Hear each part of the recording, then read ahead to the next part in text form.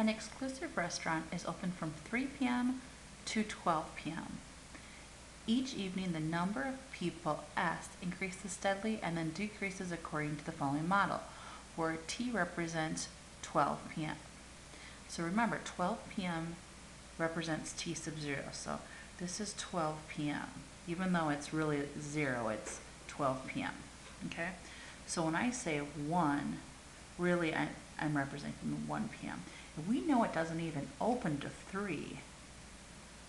So if people came in when it first opens, we're not going to even show anything on the graph until 3. And let me extend this out a little further. So this is 3, 4 p.m., 5 p.m., 6, 7, 8, 9, 10. So there's 3, 4, 5, 6, 7, 8. Let me make sure. 3, 4, 5, 6, 7, 8, 9, and 10. So it opens at 3, assuming they don't open early, and assuming they have everybody out of the restaurant by 10 p.m. when it closes. I know that I should only have people between this portion and this portion. Okay? So that's our first thing. Now let's talk about what does this graph look like. So think of all the shift. When we graph this, which way are we going to start moving? Well, I know we have an absolute value. So that's the first thing. I know there's going to be absolute value. And it looks like we're going to shift it to the right 6.5. And then we're going to go up. So this is your highest point on the graph. So to the right 6.5, to the right 6.5, and then up 105. And obviously these are not drawn to scale. If this is 10, I have to go up to 105. But over 6.5, because it's opposite direction, and a vertical shift of up and 105. That's as high as we're going to go on the graph.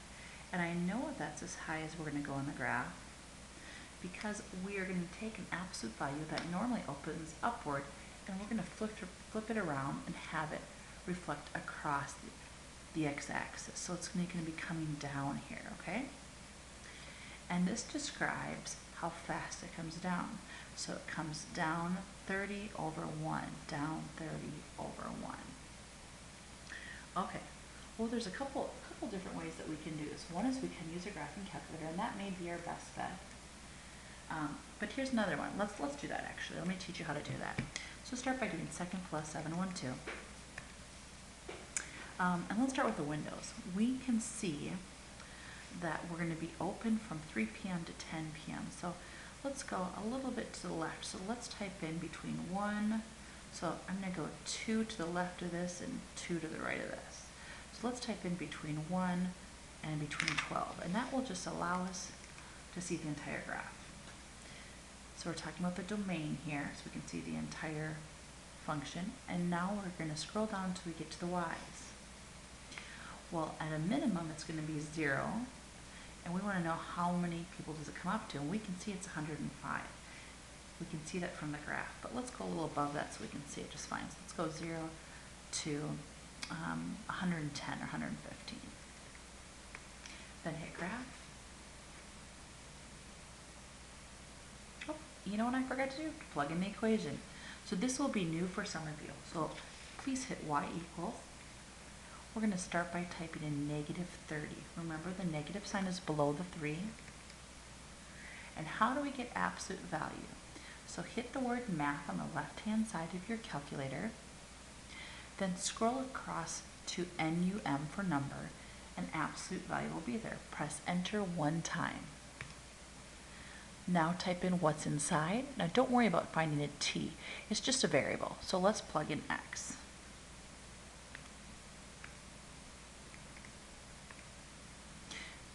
Okay, and then we're going to go plus 105. Now let's hit graph. And there we go. That's what we want to graph. So we know this point, and I can show you that by looking. Second trace value, when I plug in 6.5, because we had a horizontal shift of 6.5, I should get an answer of 105. And we do, that's the highest point. What I want to find next, I want to find exactly what is that point and exactly what this is, this point. Well, by looking here, it appears like maybe this was, because remember this is 1, 2, 3, people start coming in. It looks like it maybe is at 3, so let's check. do second trace and plug in a value of 3. So at 3, 0, we have an x-intercept, so put a dot. And again, 3, 4, 5, 6, 7, 8, 9, 10. I think this is 10. Let's try. Second trace value, type in 10, and that is correct. That is our other x-intercept. Okay, take like the edge of your ID and connect these, please.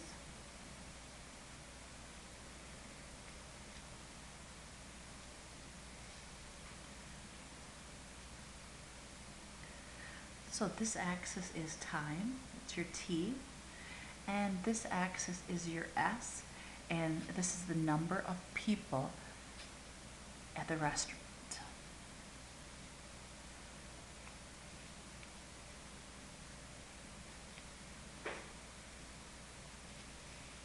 So domain and range. Remember, domain describes what we would think of as the x values.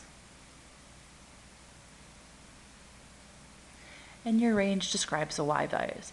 Now, as a reminder, we are doing our notation is going to be with both brackets and parentheses at this level. So, domain, going from left to right, it starts at 3 and it goes all the way to 10. So at 3 o'clock they're open, we're going to include 3. At 10 o'clock we're going to include 10. There's your domain.